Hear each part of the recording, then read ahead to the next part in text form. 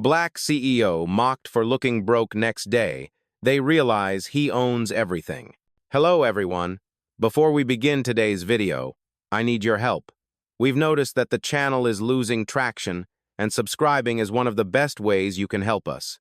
It's quick, free, and allows us to continue bringing you great content. Your support means everything. Let's keep this channel growing collectively. Where are you watching from?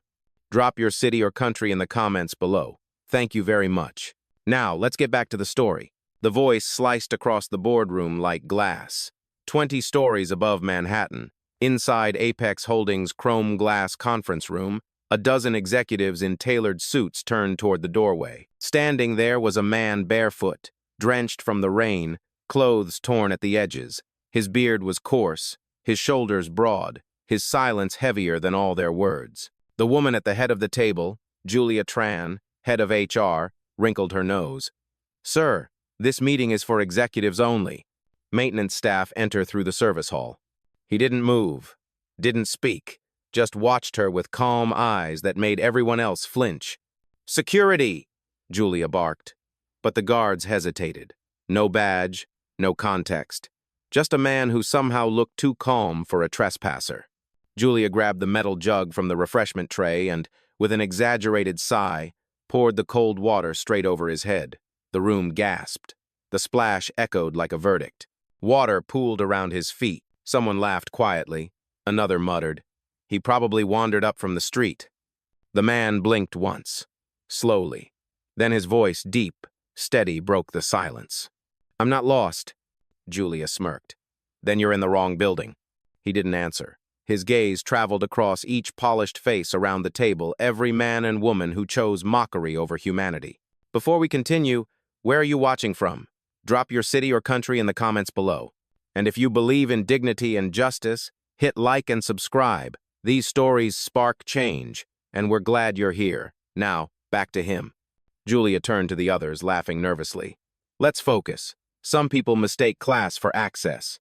The man took a step forward. The puddle followed, spreading like quiet defiance across the carpet. His voice came again, measured, unshaken. "Interesting definition of class." The youngest employee, Evan, barely out of college, shifted uncomfortably. Something about the man's tone felt familiar. "Ma'am," he started softly.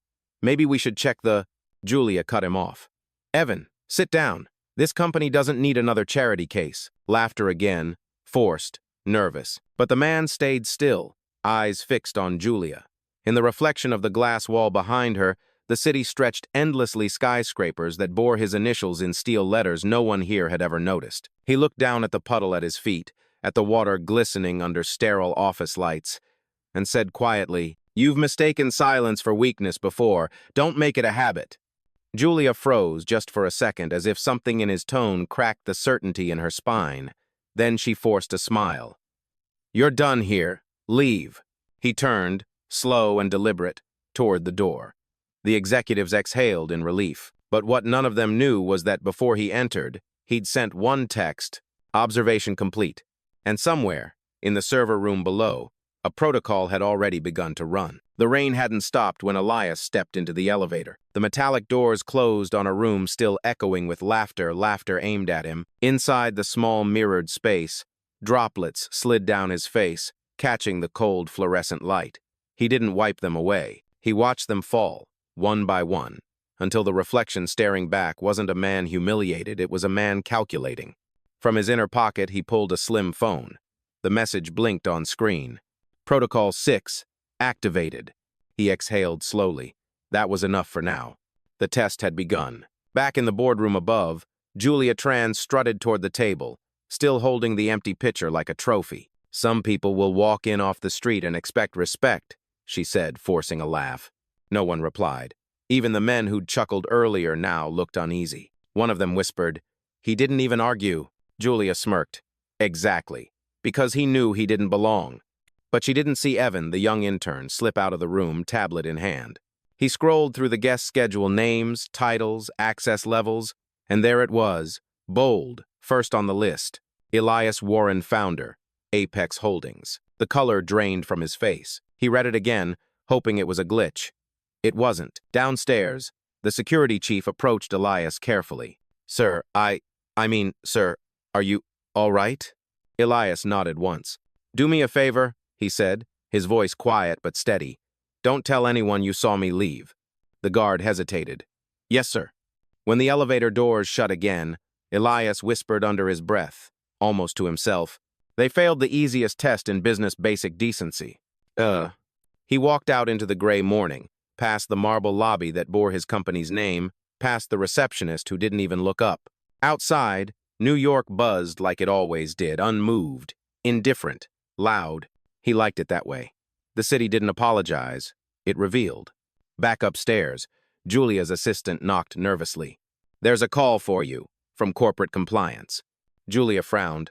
Tell them I'm busy. They said it's urgent, something about Protocol 6. She laughed, uncertain. Protocol what?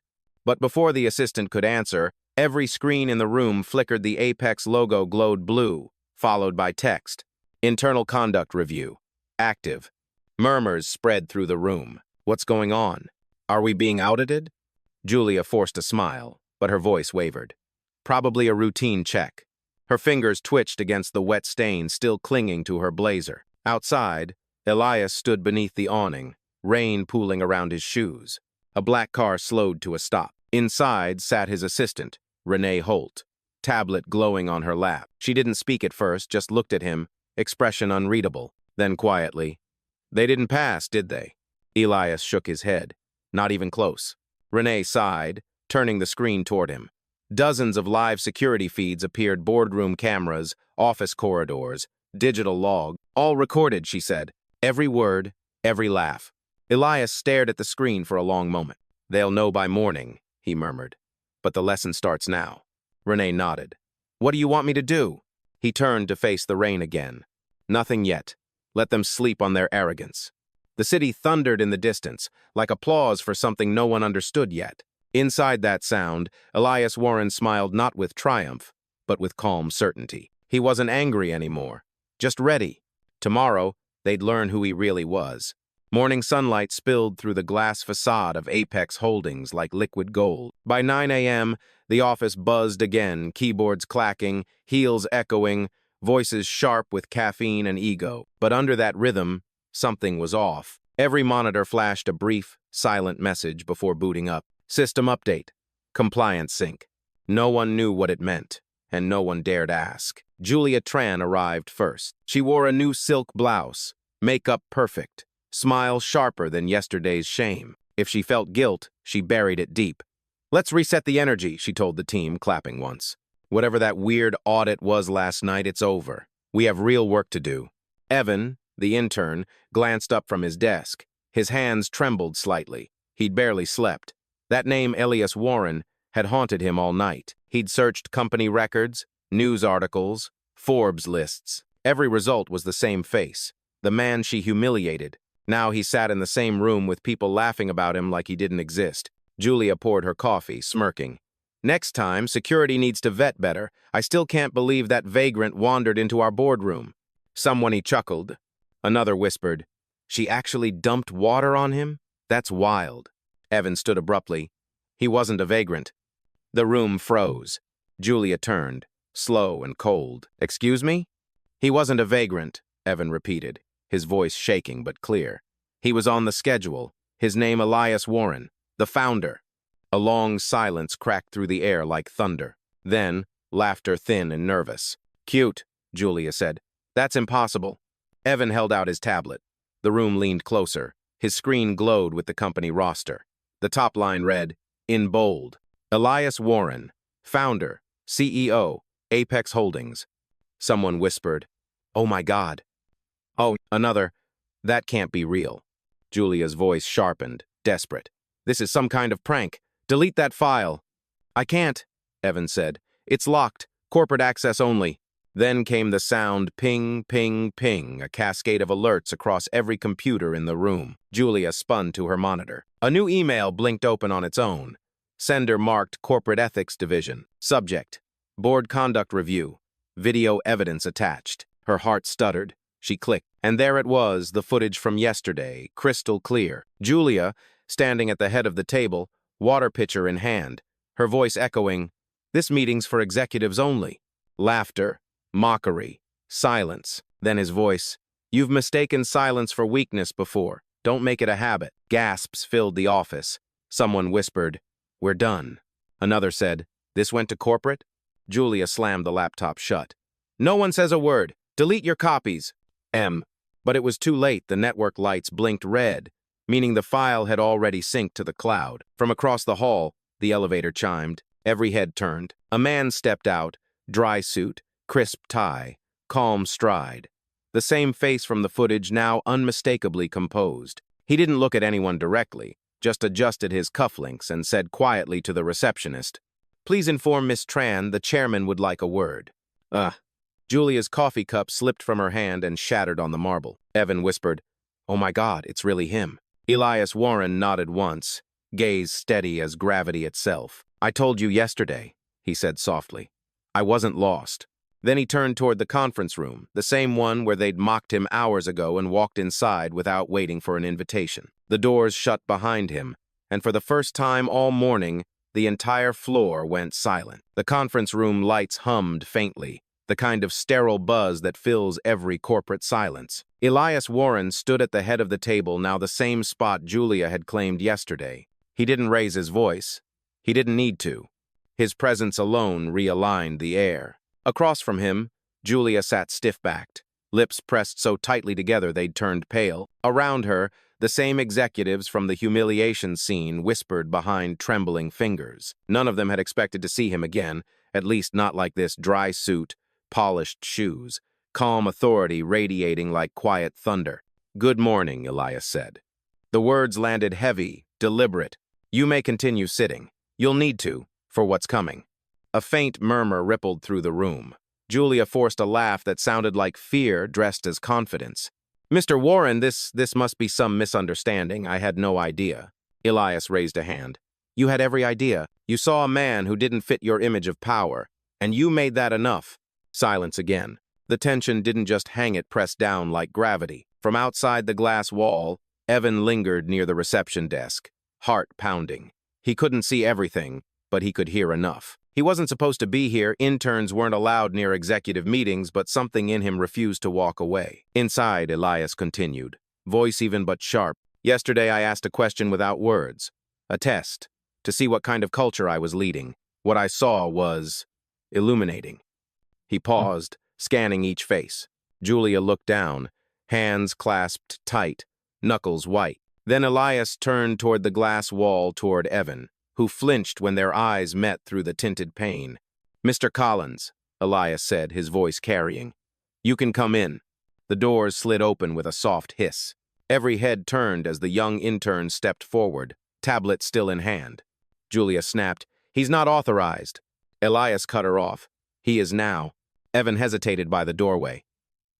"Sir, I didn't mean to intrude." Elias nodded once. "You did what leaders do. You told the truth when no one else would." A pulse of shame rolled across the room. Julia's assistant looked down.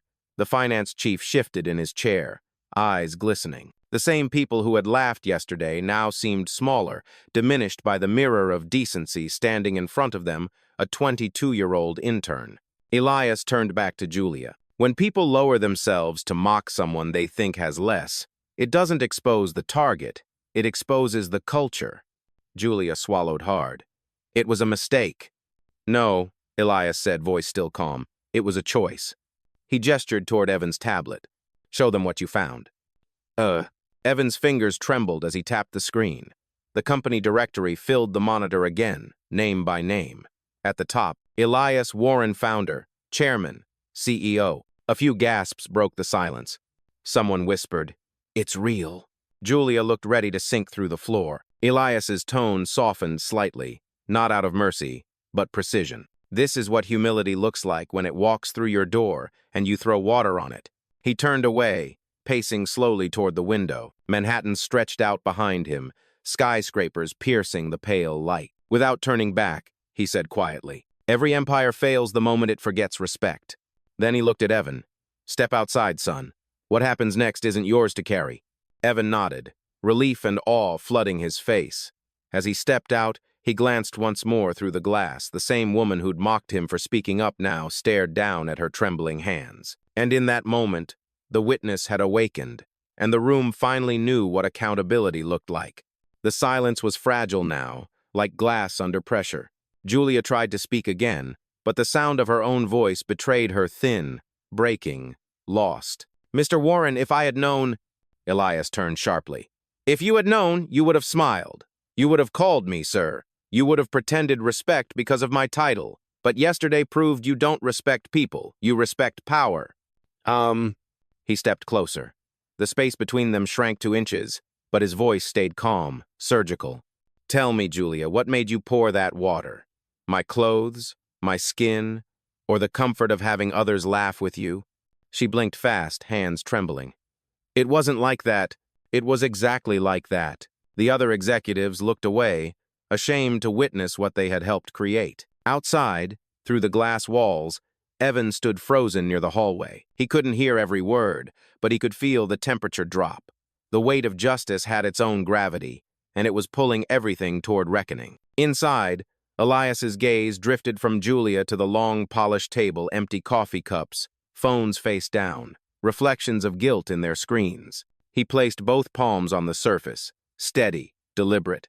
"I built this company from nothing," he said. "Every deal, every floor in this tower came from a decade of being underestimated."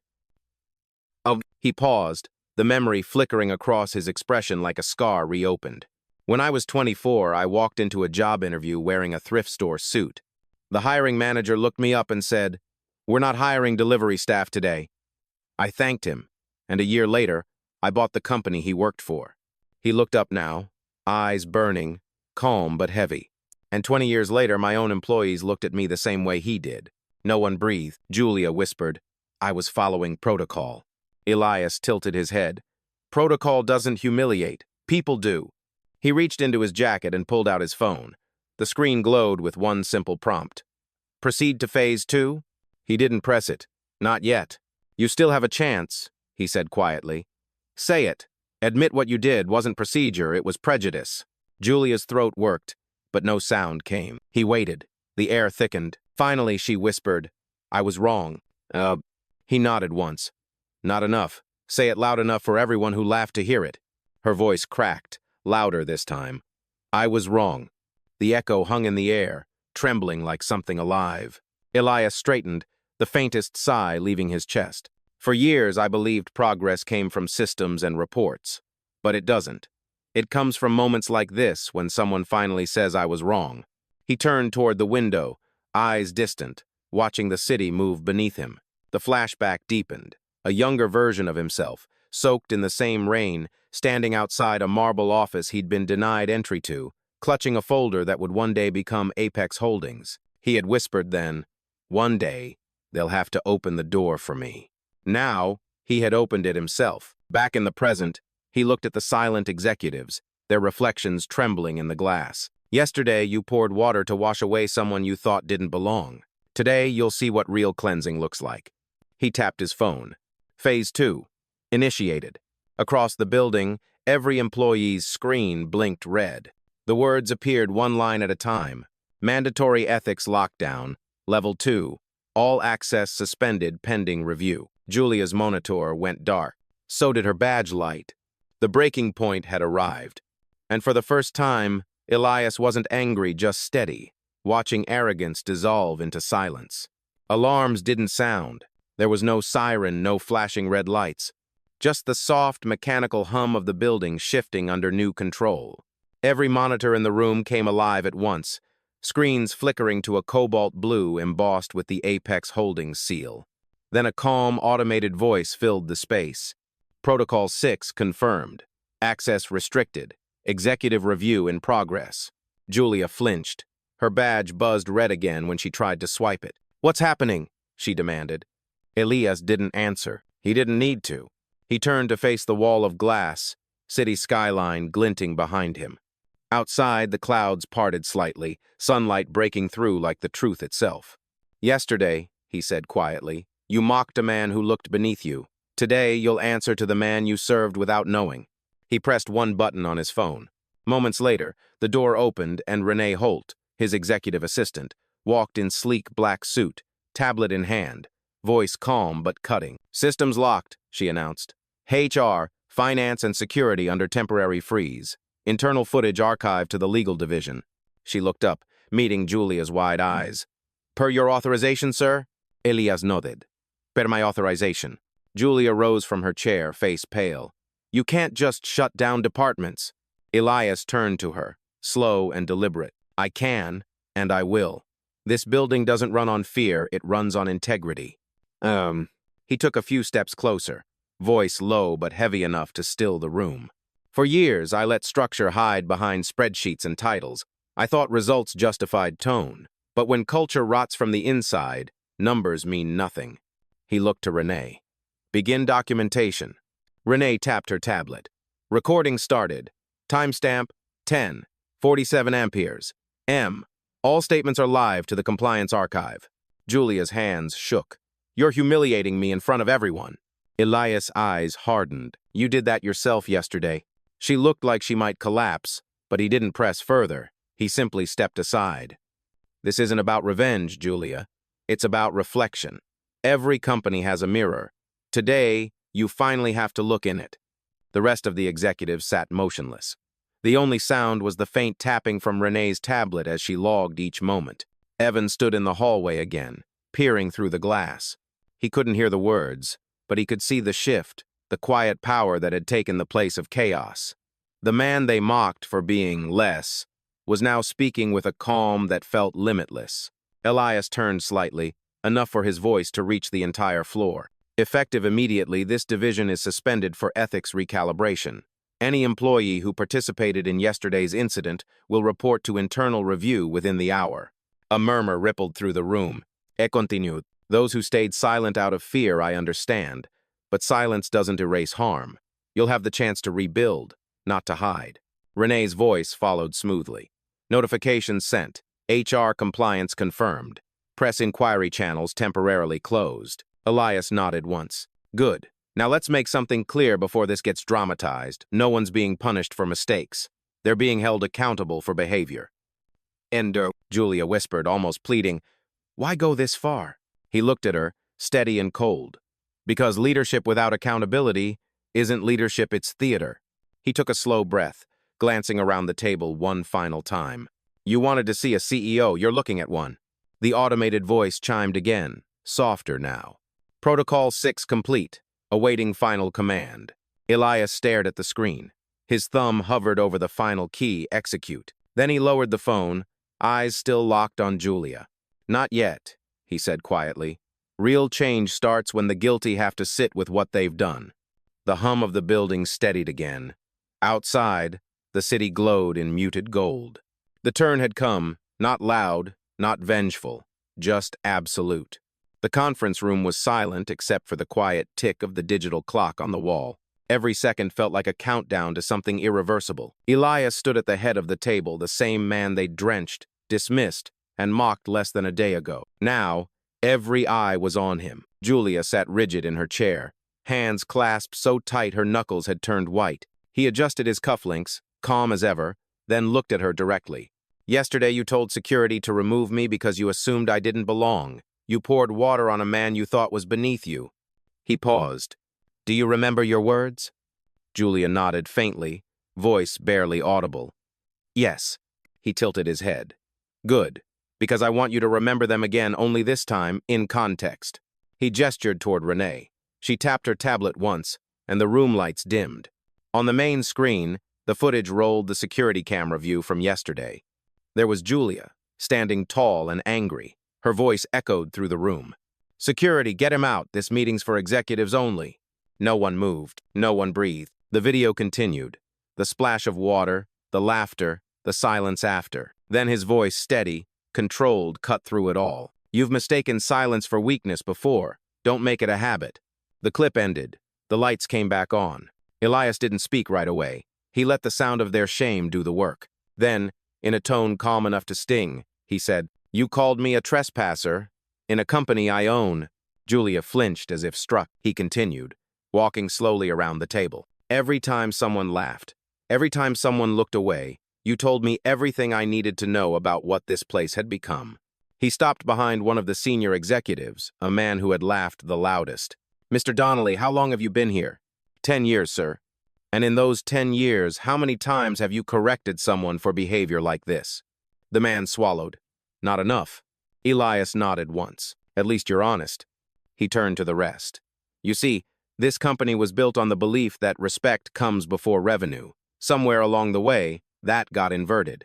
He walked back to the head of the table and placed both hands on the cool glass surface. I didn't come here today to fire anyone. I came to remind you what leadership looks like when it stands in the rain and still keeps its dignity. Julia whispered, I don't know how to fix this. Oh. Elias looked at her, his tone suddenly softer but no less powerful. You start by listening, then by apologizing. Not to me, to everyone you made smaller. Her eyes filled with tears. I'm sorry. He nodded. Mean it. I am. For a long moment, nothing else was said. The air carried the weight of something being cleansed. Then Renee's voice broke the silence. Sir, final authorization is pending. Would you like to conclude the review? Elias looked around the table at faces that had turned from arrogant to humbled, from dismissive to reflective. He inhaled deeply. Yes, end it. Renee tapped the final key. The screen glowed again, displaying one line, Executive Review Complete Chair Directive logged. Then Elias looked back at Julia. You wanted to see who I was? He said quietly. Now you know. Oh. He turned toward the door, the light catching the pin on his lapel Apex Holdings, engraved in platinum. Behind him, the room sat in stunned silence. At the threshold, he paused. Without turning back, he said the line that would echo through every corridor, every inbox, every mind that had watched and judged him. Power doesn't shout. It simply reveals who already had it. And with that, he walked out. The door closed. No music, no applause. Just silence, the kind that marks the moment everything changes. The door clicked shut behind Elias, and the silence he left behind was deafening. For the first time since the company's founding, the boardroom didn't feel like a symbol of power. It felt like a courtroom after the verdict. Julia sat motionless, her reflection trembling on the glass table. Around her, the remaining executives shifted uneasily, as if afraid to breathe too loud.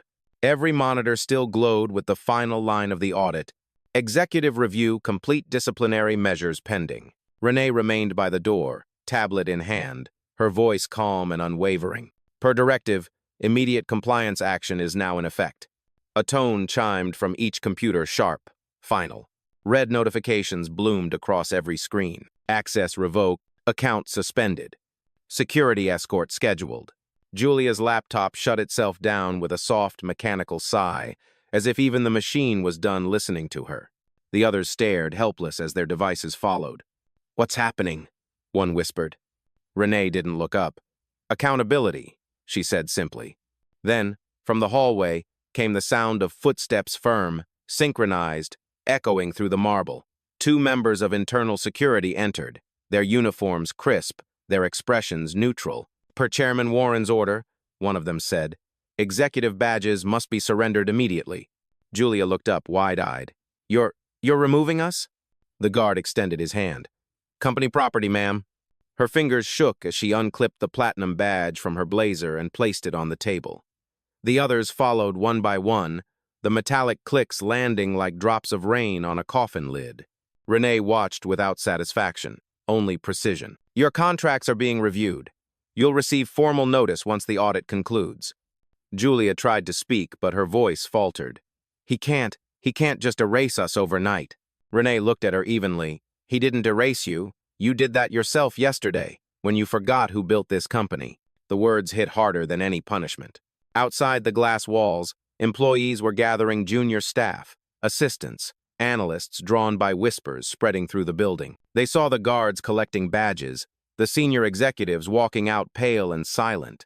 No one cheered, no one jeered. They just watched, in awe and disbelief, as justice finally looked like something real. Through the window, the city stretched wide and bright. Sunlight spilled across the Apex logo etched into the conference glass, catching on each surrendered badge until the room shimmered like a field of fallen metals. Evan, the intern, stood among the staff near the hallway. He didn't smile. He just nodded, quietly, almost reverently. He had seen the whole story unfold from beginning to end, and for once, the ending made sense. As Julia passed him on her way out, she stopped. Her eyes were red, her voice hoarse. "Don't make the same mistakes we did," she said softly. Evan met her gaze. "Then maybe you should have listened yesterday." She lowered her eyes and walked away. Renee turned to the remaining employees in the doorway. "Return to your stations. The company will continue operating under the chairman's directive." Someone asked from the back, "Is it true? He was the man she poured water on?" Renee nodded once. "Yes. And he still came back with grace." Murmurs rippled through the crowd, admiration, shock, something close to pride. Inside the boardroom, the lights dimmed automatically as the last of the executives left. The badges on the table gleamed one final time before fading in the shadow. For a long moment, Renee stood alone, the city noise faint beyond the glass. Then she spoke quietly, almost to herself. "He didn't just fire them, he restored this place." Behind her, the Apex logo pulsed faintly on the wall screen, no longer a brand, but a reminder. And somewhere in his office above, Elias Warren looked down through the glass tower he'd built, watching the collapse not with anger but calm relief. He whispered to himself, "Justice doesn't need to shout. It just needs to show up." The city kept moving, but inside Apex, everything had stopped long enough for respect to return. Night had settled over Manhattan. The glass tower of Apex Holdings glowed against the skyline, a quiet monolith above the hum of traffic and rain. Inside, the top floor was almost empty, just Elias Warren, standing by the window, hands in his pockets, watching the city breathe. The chaos of the day had dissolved into silence. He could still hear faint echoes of it, the disbelief, the apologies, the sound of badges clinking on glass. But now there was only calm. Renee stepped into the office, tablet in hand, her heels soft against the marble. "All actions completed, sir," she said. "Legal confirmed the transfers. HR lockouts finalized. Media brief prepared for your approval." Elias didn't turn. "And the staff?" "Still processing," she said gently. "Some are shaken, but the younger teams, they're inspired." He nodded slowly. "They should be. They just watched what integrity looks like when it refuses to bow." Renee hesitated, then asked, "Was this revenge?" He turned to her, and the faint reflection of city lights crossed his face. "No," he said. "Revenge wants them to feel what I felt. Justice wants them to understand why I felt it." She smiled faintly. "I think they understand now." "I hope so," he said. "If they don't, the company will teach them, not with memos through example." He walked toward his desk, where a single glass of water sat untouched. He lifted it, studied the clear surface under the light, then placed it back down. "Yesterday, this was a weapon," he said quietly. "Today, it's just water again. That's how fast something harmless becomes harmful when respect leaves the room." Renee didn't answer. She didn't have to. A soft chime came from the intercom. "Mr. Warren, the intern Evan Collins is here to see you." Elias is mild. "Send him in." Evan entered hesitantly, still unsure if he belonged in the office of a billionaire CEO. "Sir," he said, "I wanted to thank you for letting me speak yesterday. Most people wouldn't have listened." Elias gestured to the chair across from him. "Sit." Evan did. "You didn't need permission to tell the truth," Elias said. "You just needed courage. That's leadership, even if the title hasn't caught up yet." Evan looked down, embarrassed but proud. "I'll remember that," he said. "You'd better," Elias replied, smiling slightly. "One day, this company will need people like you to keep it honest." They shook hands, the kind of handshake that felt like passing a torch. When Evan left, the office fell quiet again. Elias turned back toward the window, watching the rain streak the glass. Each drop caught the city's lights, refracting them like scattered fragments of truth, uncomfortable but necessary. He thought of his younger self, the kid standing outside a marble building, drenched, rejected, invisible. He could almost hear that younger voice whispering, "One day, they'll open the door." He whispered back now. They did. Down below, the streets pulsed with life. People hurried under umbrellas, taxis glowed like fireflies in motion, the city carrying on, unaware that somewhere above, a lesson had been written in silence. Renee's voice came softly through the doorway. "Will you be making a public statement?" Elias thought for a moment, then nodded. "Yes, but not to the press, to the people in this building." He turned toward the internal camera near the desk, and pressed the button marked Broadcast. Across every monitor in Apex Holdings, his face appeared calm, composed, resolute. What happened here wasn't about hierarchy, it was about humanity. Power doesn't excuse arrogance. Title don't replace respect. Every person who walks through these doors deserves dignity no matter what they wear. He paused, letting the words settle like truth filling the air. I didn't raise my voice. I raised the standard. The feed cut. The screens went dark. Elias stepped back to the window, rain still falling steady. The city lights shimmered below like applause without sound. He closed his eyes, exhaled, and finally smiled. Justice had spoken. Quietly, completely.